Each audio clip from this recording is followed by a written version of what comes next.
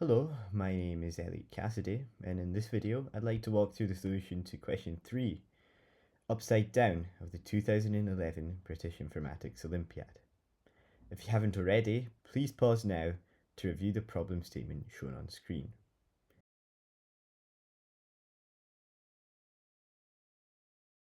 An upside down number is defined as one where the ith digit from the left and the ith digit from the right always sum to 10.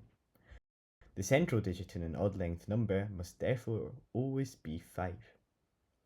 The key to an efficient solution lies in recognizing that these numbers are not random.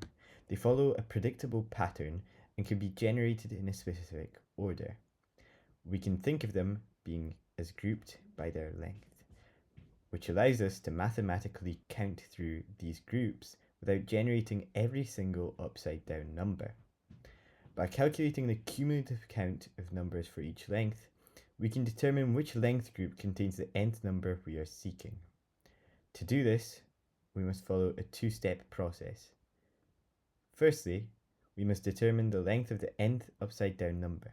To accomplish this, we start by counting how many numbers exist for each possible length.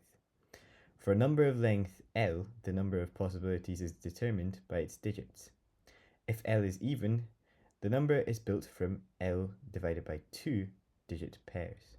If L is odd, the number has a central digit of 5, flanked by L minus 1 over 2 digit pairs on either side. The second step is to construct the number itself. Having found the correct length, we now determine the specific sequence of digits for the first half. We begin with the most significant digit. For this position, we see how many full blocks of numbers we can skip. The size of a block is 9 to the power of I, where I is the number of remaining digit positions to fill. The digit we select corresponds to how many of these blocks we can fit before exceeding our target's position.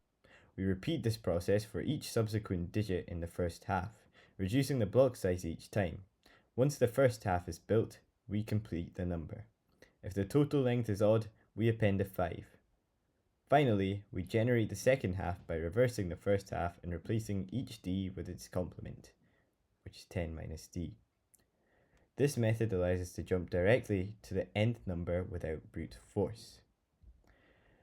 Now that you grasp the core concepts behind solving this problem, I encourage you to attempt implementing a solution to this problem yourself. It's an excellent way to solidify your understanding. Afterwards, you might find it helpful to compare your solution against my annotated solutions available in the GitHub repository linked in the description below. If you found my video valuable, I would appreciate it if you could leave a like, and if you'd be interested in more content like this in the future, please do consider subscribing. Thank you for watching.